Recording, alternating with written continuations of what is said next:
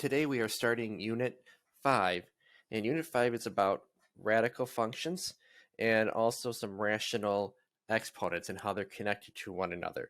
We've done a type of radical function before when we were talking about square rooting things to solve quadratic equations.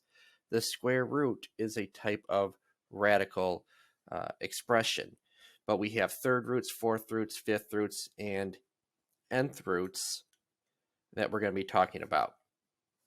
So perfect squares, remember we have some of our perfect squares,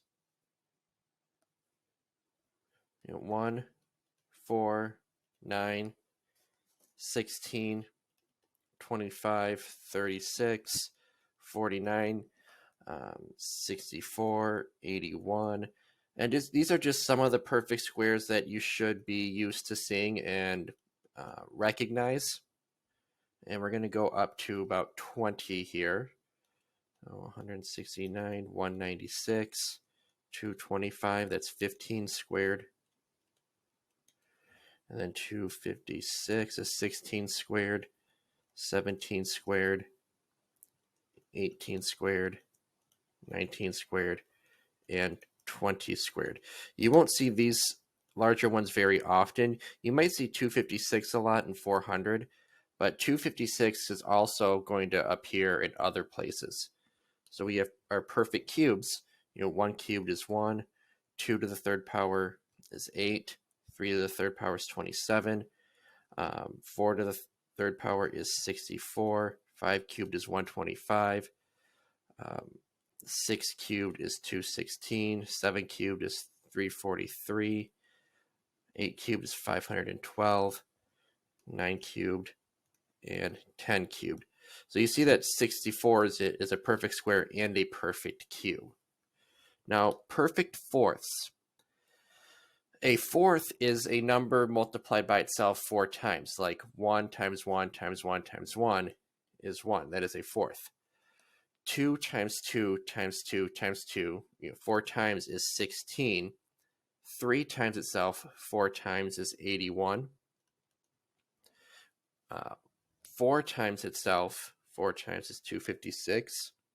And then 5 to the fourth power is 625. And then finally, some perfect fifths. 1 to the fifth power is 1. 2 to the fifth power is 32. 3 to the fifth power is 243. And like I said, you see some repeats in these different tables, mostly because 3 squared is 9. So 3 to the fourth power would make sense for that to also be 9 to the second power. And that will come into effect later on. So just be careful about what root you are taking to get your first answer. And like I was saying, there are other roots besides square roots. We have cube roots and so on. We can have an nth root.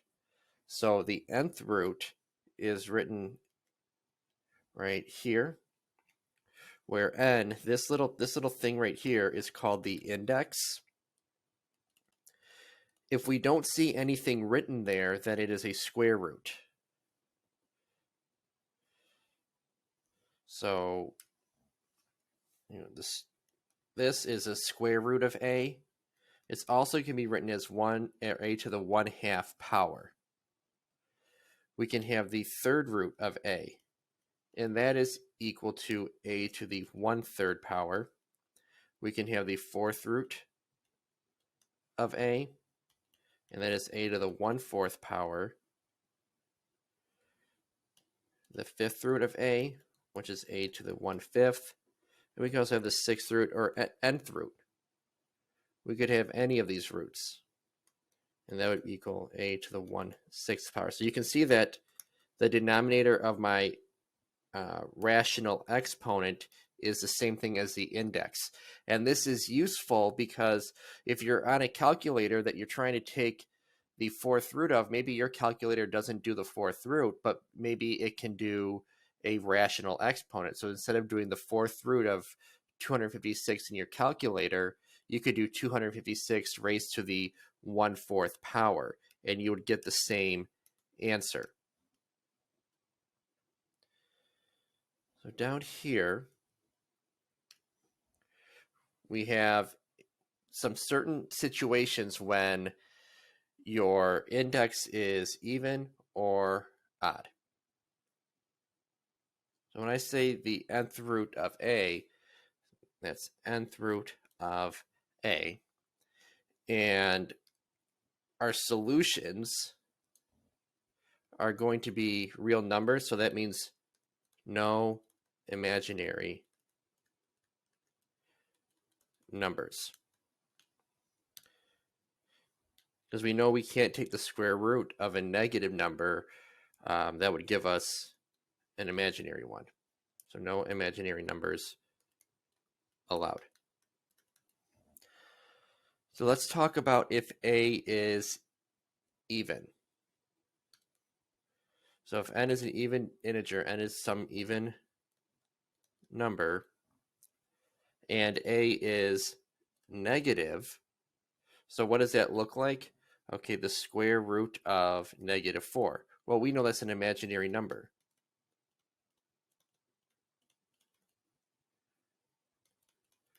Well, what about any root? Maybe the fourth root of -16.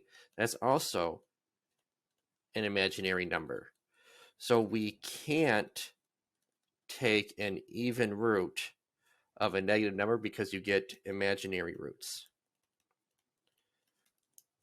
So again, if our index is even and we're trying to take the even root of a negative number, there's no real solution to that. We can't do it.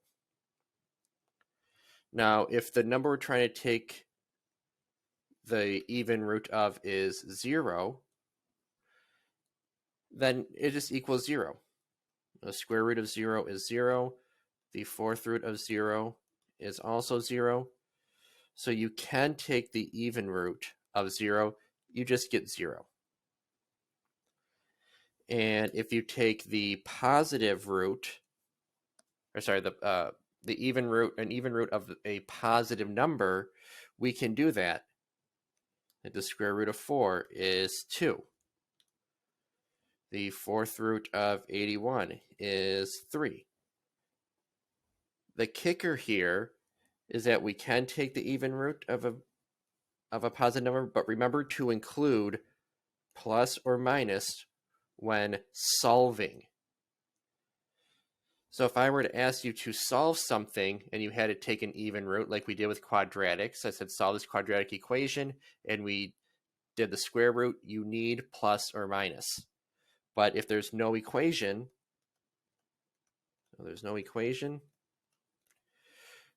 just positive. So it's very important for you to read the directions for our examples in your homework so that you know if you need plus or minus or not. If you see that keyword solve, then you need plus or minus for your even root. Now over here, what happens if n is an odd integer, then it is an odd root. Let's use a different color here. An odd root.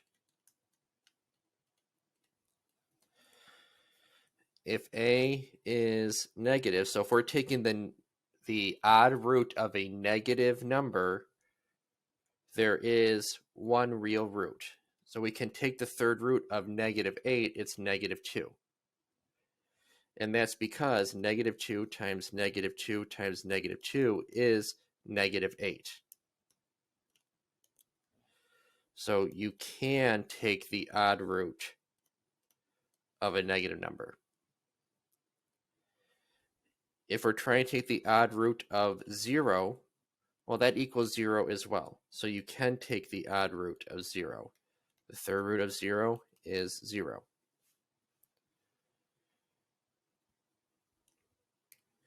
Then if the number you're taking the odd root of is positive, we will have, we will have one solution as well.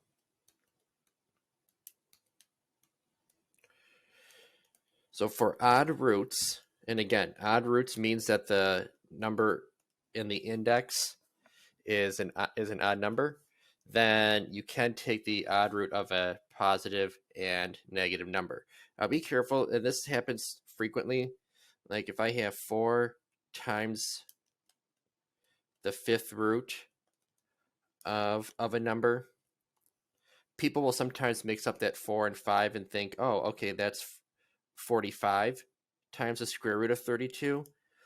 Or when it's written like this, they'll think, oh, it's 5 times the square root of 32. So just make note of where that index is. All right, so on this page, it says find the indicated real nth root of a, and it gives us b to the n power equals a, and we're going to solve for b. Because it says solve for b, if we're taking an even root, we need to have plus or minus in our answer. So we have b to some power, n is 5, equals negative 32. Well, how do we undo that 5th power? Kind of like how we would undo a second power. We're going to take the 5th root of both sides. The 5th root and the 5th power cancel, and we get negative 2. All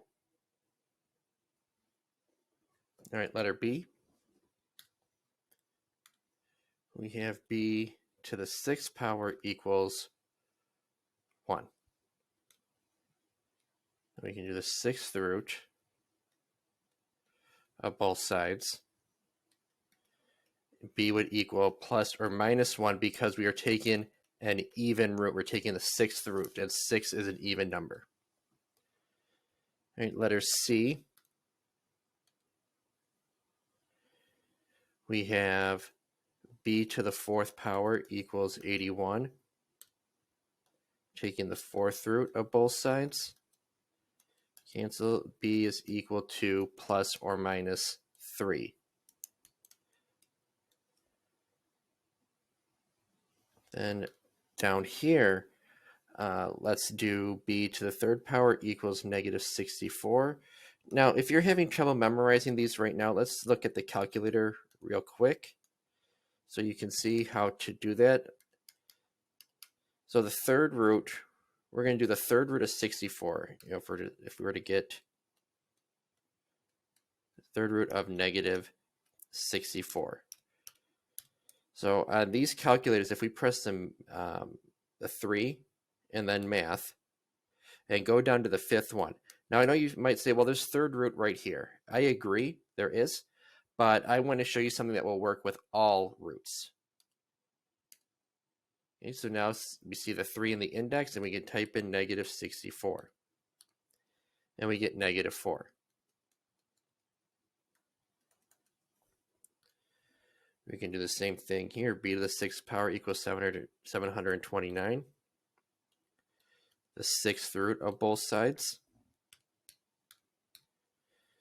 So 6, math, go down to number 5, and we can type in 729.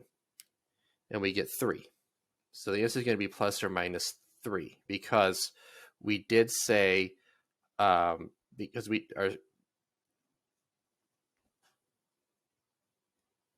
because our index or the root we are taking is even.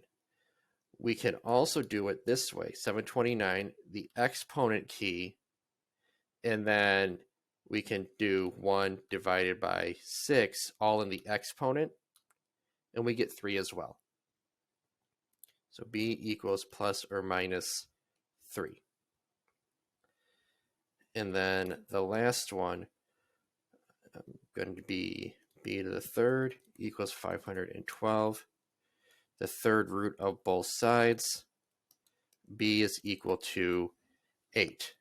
So the point of this was just to show you guys how you could use your calculator a little bit to help you out, but also to differentiate between when you would use plus or minus and when you wouldn't.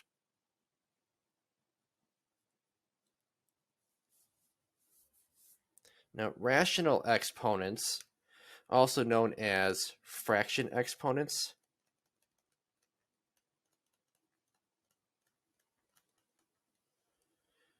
we talked about it a little bit on the first page where I said a to the 1/2 is the same thing as square root of a, or a to the 1/3 is the third root of a. Like I was showing you on the calculator, a to the 1/4 is the fourth root of a. And then that works for any value.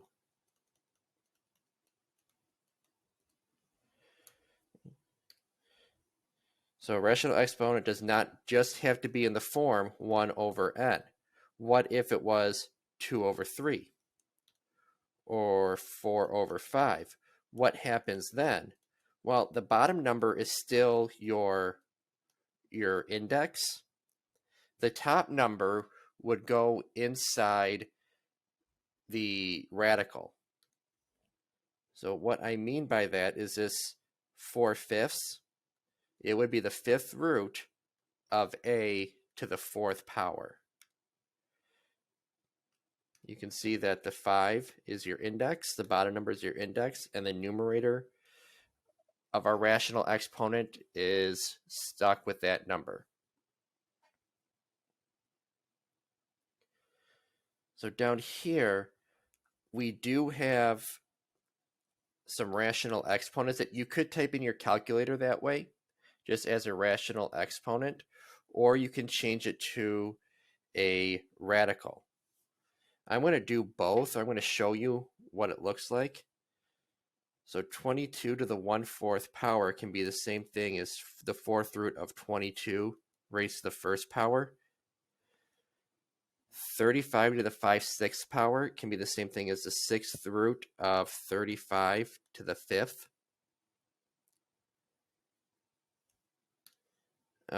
We have the fifth root of 11 squared.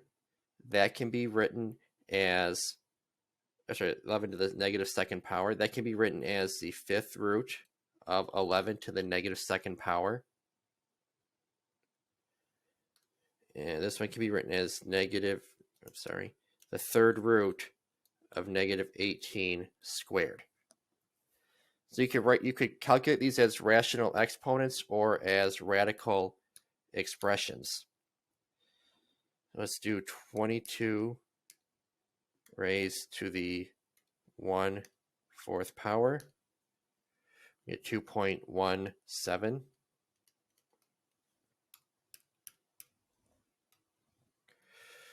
$35 raised to the 5/6 power, and we get 19.35.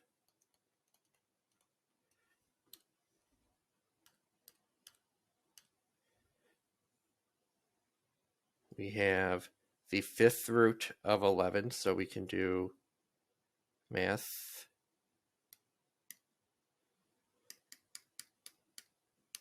Down here, 11 raised to the negative 2 power, and we get 0.38. We can do the third root of negative 18, or we can do negative 18 raised to the 2/3 power. Remember, anytime you're doing or using a negative number and raising it to a power, you want to put that in parentheses.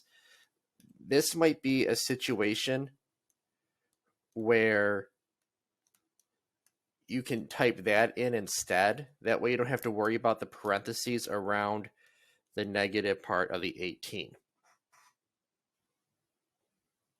Now down here on the next page, it says evaluate without a calculator. Because it says evaluate, we don't need plus or minus. And the hint I'm giving you is write as prime numbers to help evaluate. So 125 to the 2/3 power, what you could do is say, well, what can I write 125 as? We know 125 is 5 to the 3rd. So we can write this as 5 to the 3rd power raised to the 2/3 power. And we know from our properties of exponents that when you have a power raised to a power, you can multiply the powers. So this is going to be 5 to the 6/3 power, which is 5 to the 2nd power, or 25. Now, you might be asking, why do we need to know how to do this without a calculator when we can just type it in? I've seen stuff on the SAT that on the non-calculator portion where doing this makes the problem significantly easier, or in some cases possible at all. So we have 8 is raised to the negative 4/3 power. So we can write 8 as 2 to the 3rd power, and we can raise that to the negative 4/3 power.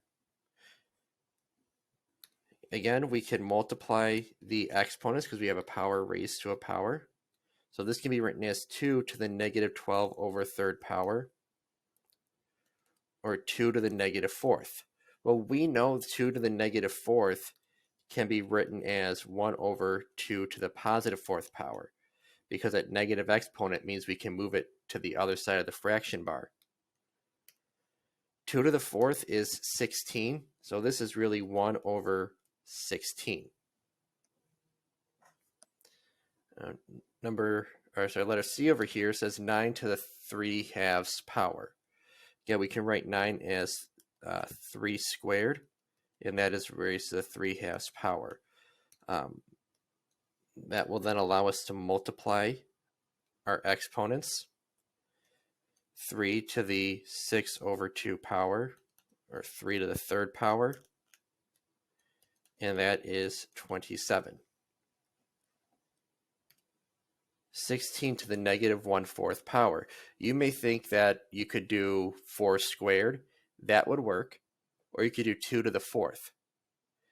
Either one will give you the correct answer. The reason why I'm going to write this as 2 to the 4th power is because the denominator of what we have up here is 4. And you notice that's what I did over here in all these other problems, is I rewrote 8 as a 2 to the 3rd power. I rewrote 9 as 3 to the 2nd power, because that's what our denominator was. So I'm going to write this as the 16 as 2 to the 4th power. So that gives us 2 to the negative 4 over 4 power, or 2 to the negative 1 power, which we know is 1 over 2. Properties of exponents. All right, so these problems down here, we have negative 125 raised to the negative 2 over 3 power. We can rewrite negative 125 as negative 5 to the 3rd and raise to the negative 2 over 3 power. Multiply the exponents, or you can tell that these 3's would cancel like they did in the previous problem. Negative 5 to the negative 2nd power. Well, that's going to be the same as 1 over negative 5 to the 2nd power, or 1 over 25. Remember, you can square a negative number, but you can't take the square root of a negative number. Now, 36 can be written as 6 squared raised to the 3/2 power. The 2's would cancel, so 6 to the 3rd, or 216. Having this number sense to be able to recognize the powers of these prime numbers, like 2 to the 3rd is 8, and so on, is very important. Now this one, we have 64 to the negative 1/6 power. Now, if you don't know that 2 to the 6th power is 64, you could do it a different way. You could say, well, I know that 8 squared is 64, so you could write this as 8 squared raised to the negative 1/6 power, and that would give you 8 to the negative 1/3 power. And then say, okay, 8 is really 2 to the 3rd,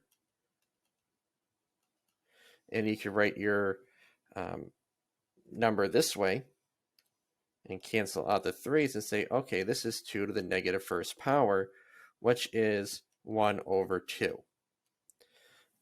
That's one of the ways you could have done it. You could have also done 4 to the 3rd is 64 and gone that route as well. To solve, just like with square roots, and we took the square root of both sides, we can take the 3rd root of both sides, or the 5th root of both sides, or the 4th root of both sides. we can raise it to the 1 over n power as well, like I showed you previously on the calculator. So let's look at this problem here. Let's divide both sides by 6.